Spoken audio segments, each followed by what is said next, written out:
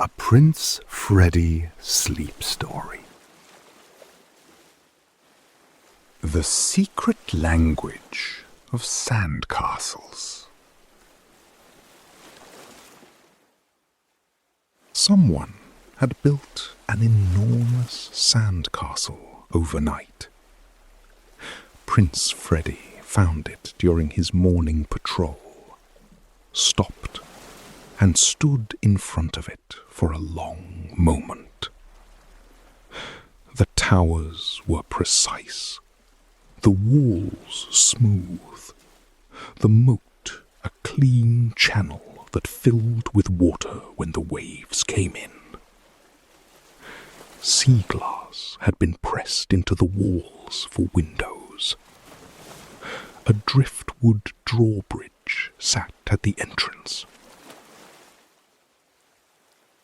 He was still looking at it when Horatio appeared. The turtle was old and slow, and came from the direction of the southern rocks. He stood beside the castle and looked at it. "Prince Freddie," Horatio said. "Good.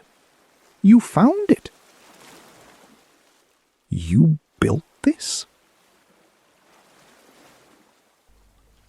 "I have been building them for a very long time," Horatio said.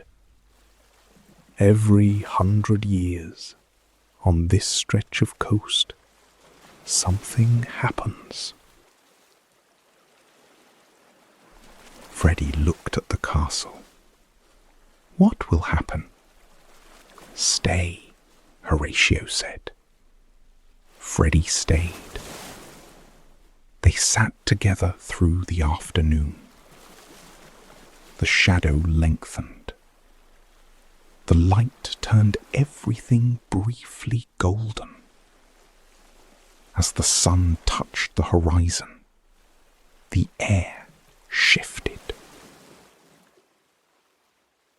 Freddie felt it before he saw it. The sand changed quality. It held the light differently. The towers began to glow from within. The sea glass windows caught a warmth from nowhere. Small shapes appeared along the ramparts. Not quite people. Figures made of compressed sand, detailed and fine. They moved with careful slowness. A figure might have been a queen with a crown of seaweed. Others stood beside her, smaller, attending. The whole castle was alive and silent. Freddie did not move. He barely breathed. After a while, a group of the small figures came to the edge of the rampart nearest to him. They were solemn and careful. One of them held something out, a shell, no larger than a grain of rice. Spiral. Perfect. He lowered his nose very slowly to the wall. The figure placed the shell on the flat of his nose and stepped back. Freddie held very still. The Queen spoke. Her voice was the sound of sand shifting, barely there, but present. "We are always sand," she said.